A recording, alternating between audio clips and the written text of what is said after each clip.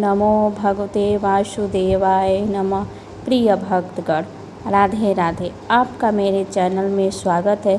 आज हम फिर से उपस्थित हुए हैं कार्तिक मास की कथा लेकर।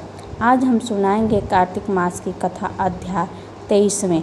आइए हम सुनते हैं कार्तिक मास की कथा। 23वां अध्याय वर्ण आंवला तुलसी जान सुनने से कमल हो जाता है कल्याण। नारद जी बोले, हे राजन, यही कारण है कि कार्तिक मास के व्रत उद्यापन में तुलसी के जड़ में भगवान विष्णु की पूजा की जाती है। तुलसी भगवान विष्णु को अधिक प्रीति प्रदान करने वाली मनाई गई है। राजन, जिसके घर में तुलसी जीवन है वह घर तीर्थ स्वरूप है। वहाँ यमराज के दूत नहीं आते। तुलसी का पौधा सदैव सभी पापों का नाश करने वाला तथा अभीष्ट कामनाओं का देने वाला। जो श्रेष्ठ मनुष्य तुलसी का पौधा लगाते हैं वे यमराज को नहीं देखते हैं। नर्मदा का दर्शन, गंगा का स्नान, तुलसी का वन संसर्ग, ये तीनों एक समान कहे गए हैं। जो तुलसी की मंजरी से संयुक्त होकर प्राण त्याग करता है वह सैकड़ों पापों से मुक्त ही क्यों न हो तो भी यमराज उसकी ओर नहीं देख सकते हैं। तुलसी को छूने से कामिक, वाचिक, मानसिक आदि सभी पाप नष्ट हो जाते हैं। जो मनुष्य तुलसी दल से भगवान का पूजन करते हैं वह पुनः गर्भ में नहीं आते हैं, अर्थात जन्म मरण के चक्कर से छूट जाते हैं। तुलसी दल में पुष्कर आदि समस्त तीर्थ, गंगा आदि नदियाँ और विष्णु प्रभृति सभी देवता निवास करते हैं। हे राजन, जो मनुष्य तुलसी के काष्ठ का चंदन लगाते हैं उन्हें सहज ही मुक्ति प्राप्त हो जाती है और उनके द्वारा किए गए पाप उनके शरीर को छू नहीं पाते। जहाँ तुलसी के पौधे की छाया होती है वहीं पितरों के तृप्ति के लिए श्राद्ध करना चाहिए।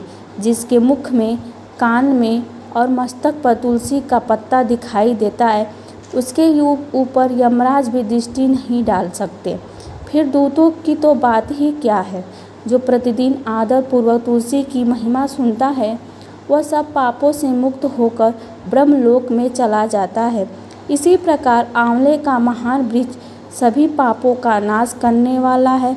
आंवले का वृक्ष भगवान विष्णु को प्रिय है।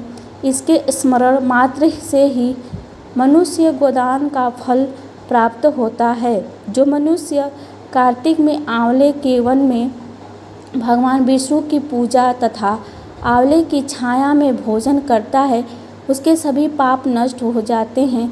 आंवले की छाया में मनुष्य जो भी पुण्य करता है वह कोटि गुना बड़ा हो जाता है।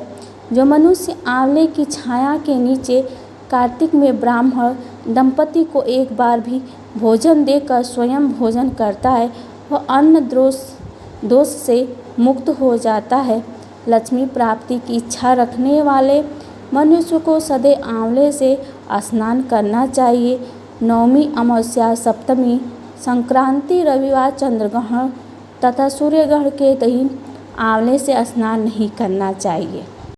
जो मनुष्य आंवले की छाया में बैठकर पिंडदान करता है वह मनुष्य पितर भगवान विष्णु के प्रसाद से मोक्ष प्राप्त होता है। जो मनुष्य आंवले के फल और तुलसी की दल को पानी में मिलाकर स्नान करता है उसे गंगा स्नान का फल मिलता है। जो मनुष्य आंवले के पत्तों और फलों से देवताओं का पूजन करता है उसे स्वर्णमणि और मोतियों द्वारा पूजन का फल प्राप्त होता है। कार्तिक मास में जब सूर्य तुला राशि में होता है तब सभी तीर्थ, ऋषि, देवता, सभी अज्ञ आंवले के वृक्ष में वास करते हैं। जो मनुष्य द्वादशी तिथि को तुलसी दल और कार्तिक में आंवले की छाया में बैठकर भोजन करता है उसके 1 वर्ष तक अन्न संसर्ग से उत्पन्न हुए पापों का नाश हो जाता है। जो मनुष्य कार्तिक में आंवले की जड़ में विष्णु जी का पूजन करता है उसे विष्णु जी के क्षेत्रों से पूजन का फल प्राप्त होता है। आंवले और तुलसी की महत्ता का वर्णन करने में ब्रह्मा जी भी समर्थ नहीं हैं, इसलिए धात्री और तुलसी जी की जन्म कथा सुनने से मनुष्य अपने वंश सहित भक्ति को पाता है। प्रिय भक्तगण, आपको यह कथा कार्तिक मास की अध्याय 23वें सुनाए। आपको यह कथा कैसी लगी कमेंट बॉक्स में कमेंट करिएगा। राधे राधे और प्यार स्नेह देने के लिए बहुत बहुत धन्यवाद।